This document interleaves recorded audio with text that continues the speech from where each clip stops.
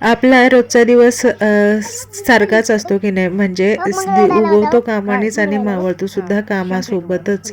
म्हणजे सकाळी उठल्यापासून झोपेपर्यंत कामच असतं. आपण एखादं काम ठरवलं ना, ते व्हायला किंवा ते पूर्ण करायला किंवा तिथंपर्यंत हात लागायला किती दिवस लागतील आपल्यालाच माहिती नसतं. आता असं मी हे का म्हणते तर तुम्हाला सांगते, किंवा व्हिडिओ बघून तुमच्या थोडंफार लक्षात आलंच असेल. हे की नाही, गावाकडून येताना ना मी जास्वंदीच्या फांद्या आणल्या होत्या रोप तयार करण्यासाठी. आता या गोष्टीला महिना होऊन गेलं, मी दुधाच्या पिशवीमध्ये लावलं सुद्धा आणि आता बघा ते जमिनीवर लावणे योग्य झालं सुद्धा आहे. पण रोज बघत होते पण टाईमच मिळत नव्हता, किंवा टाईम मिळाला तरी असं मनापासून लावायची इच्छा होत नव्हती. कसं असतं एखादं झाड वगैरे लावताना किंवा आपल्या आवडीचं काम करताना ना, मन प्रसन्न आणि ती खरोखर मनापासून इच्छा झाली पाहिजे. असं असलं तर ना ते झाड किंवा आपण जे हाती घेतले ते काम व्यवस्थित होतं असं मला वाटतं.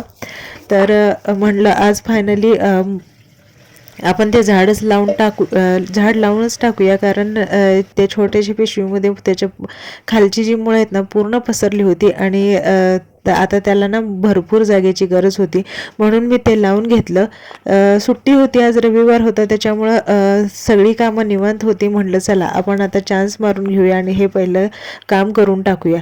तर ते झालं आणि आज बऱ्याच दिवसातून ना भाजी आली होते बरं का, पालेभाज्या आल्या होत्या, खूप भाज्या आल्या होत्या. तर त्या बऱ्याच दिवसानंतर आल्यामुळं ना एक खूप छान वाटत होतं, खायची इच्छा पण होत होती. आणि जर त्या वर्षी थंडीमध्ये एवढ्या भाज्या असतात ना या दिवसामध्ये, अक्षरशः मी नीट करून करून दमून जाते. पण यावर्षी असं झालं की भाज्याच येत नाहीत. मला वाटतंय ना पावसाळा ना भरपूर दिवस चालल्यामुळं भाज्या ना जास्त लोकांनी म्हणजे शेतकऱ्यांनी लावल्या नाहीत, त्याच्यामुळे त्या मार्केटमध्ये आल्याही नसतील, असं असेल कदाचित. तर असो, आज बनवणार होती शेपूची भाजी आणि शेपूची भाजी खाऊन ना नाही म्हटलं तर 5-6 महिने तरी झाले असतील. आणि आज ना सगळ्यांना म्हणजे घरामध्ये आवडच आहे. रोज रोज आणल्यानंतर कंटाळा येतो, पण कधी तर खायचं म्हटलं ना तर सगळ्यांना छान वाटतं.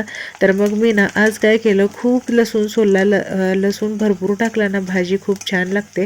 आणि छोट्या छोट्या साईजमध्ये कट करून घेतला, तेलामध्ये लालसर होईपर्यंत तळला आणि मग शेपूची भाजी बनवली. आणि त्याच्यामध्ये आमच्या घरामध्ये कट केलेली हिरवी मिरची पण आवडते म्हणून ती आवर्जून टाकली. तसं तर माझ्या माहेरी कोणाला आवडत नाही, त्यामुळे ना फक्त लसूण टाकून भाजी करतात, खूप छान लागते ती सुद्धा. आणि ही थोडीशी तिखट लागते आणि ही सुद्धा भाजी खायला छान लागते. तर बऱ्याच दिवसातून आल्यामुळं ना वास पण एकदम छान वाटत होता आणि ती भाजी करून घेतली.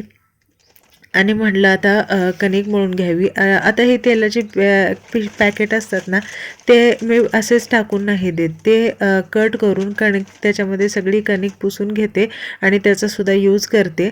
तर चला असं थोडाफार काय म्हणायचं, चिंगूसपणा करायची पण सवय आहे, पण तो चांगल्यासाठीच आहे, आपल्या सगळ्यांनी केलं पाहिजे असं मला वाटतं. तर दुपारच्या जेवणाचा टाईम झाला होता. सकाळी नाश्ता वगैरे संडेला लवकरच होतो, लवकर म्हटलं तरी पण 9:30-10 वाजतातच. आणि दुपारच्या जेवणाला चपाती, शेपूची भाजी, भात आणि डाळ असं जेवण होतं. त्याच्यामुळं मग संडेला जेवण बनवायला काही वाटत नाही. तर म्हणलं पटपट जेवण बनवून घ्यावं म्हणजे घरातले सगळे जेवतील पण, आणि मग आपल्या आपल्या कामाला नंतर काय असेल छोटी मोठी कामं करायला रिकामा वेळ मिळून जातो. तर चपातीची कणिक मी थोड्या वेळ मळून ठेवली आणि कणिक भिजली ना, चपात्या मऊसूत होतात म्हणून.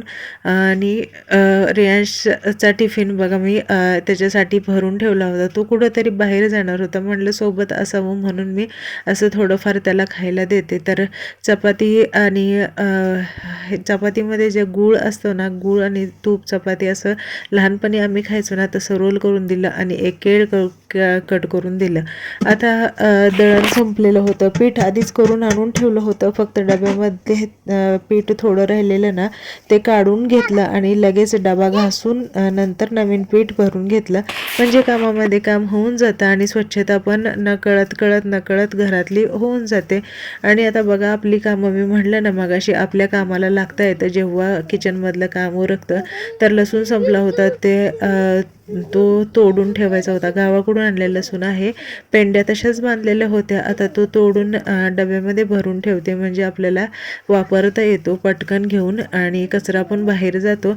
आणि भरपूर आता भाज्या आलेल्या होत्या, त्यासुद्धा नीट करायच्या होत्या. म्हटलं आधी लसूण ठेवून घ्यावं व्यवस्थित आणि मग भाजी नीट करायला बसावं.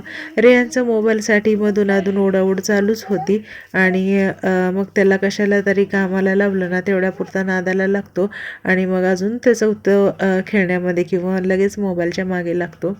तर थोडा वेळ जेवण वगैरे झालं, रेयांशला झोपवलं आणि म्हटलं चला आता निवांत बसून आपण भाज्या नीट करून घ्यावं.